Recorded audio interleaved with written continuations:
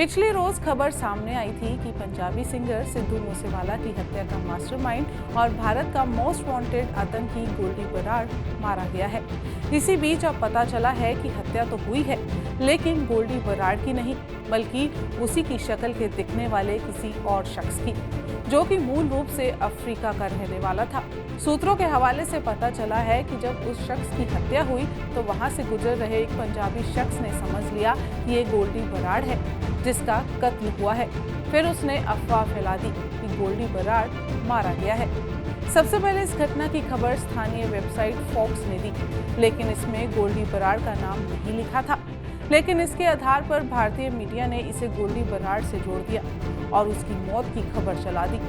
सूत्रों से पता चला है कि अमेरिका के फेयरमॉन्ट और होल्ट एवेन्यू में मंगलवार शाम 5:25 पर अफ्रीकी लोगों के दो समूहों के बीच लड़ाई हुई थी और इस लड़ाई के दौरान जो शख्स नीचे गिरा उसने खुद को बचाने के लिए तमंचे से अंधाधुंध फायरिंग शुरू कर दी। इस घटना में 2 लोगों के पेट और सीने में गोली लगी और उनकी मौत हो गई। इसमें मारा गया एक शख्स गोल्डी बराड़ जैसा दिखता था, इसलिए वहां से गुजर रहे एक पंजाबी ने अफवाह फैला दी कि गोल्डी बराड़ की हत्या हो चुकी है।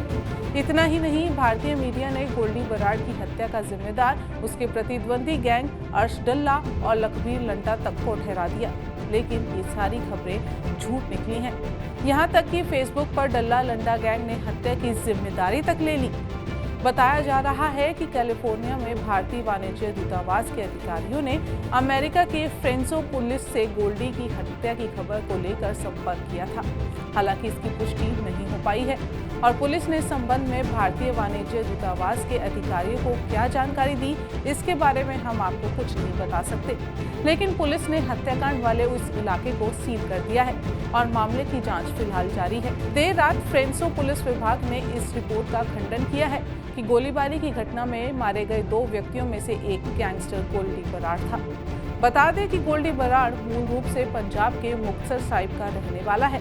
बराड़ के खिलाफ इंटरपोल ने रेड कॉर्नर नोटिस जारी कर रखा था। गोल्डी बराड़ कनाडा के ब्रैम्पटन में रह रहा था, लेकिन भारत सरकार द्वारा आतंकवादी घोषित कर दिए जाने के बाद वो कनाडा भाग गया। खबर है कि गोल्डी इन दिनों अमेरिका में छिपकर रह रहा है। गोल्डी बराड़ खालिस्तानी आतंकवादी समूह बब्बर खालसा से भी जुड़ा है। आपको बताएं, गोल्डी बराड़ शार्प शूटर्स की आपूर्ति के अलावा सीमा पार से गोला बारूद और विस्फोटक सामग्री की तस्करी के अलावा हत्या करने के सभी सामानों की आपूर्ति करता था। गोल्डी बराड़ को भारत लाने के लिए पंजाब पुलिस और केंद्रीय एजेंसियां लगातार प्रयास कर रही हैं। अब देखना होगा कि कब पुलिस को सफलता मिलती है, क्योंकि ये इंटरनेशनल लेवल पर इस तरह की कार्रवाई में काफ़ी मुश्किलें आती हैं, क्योंकि तब तक मामला सिर्फ एक देश से जुड़कर नहीं बल्कि 2 देशों का हो जाता है।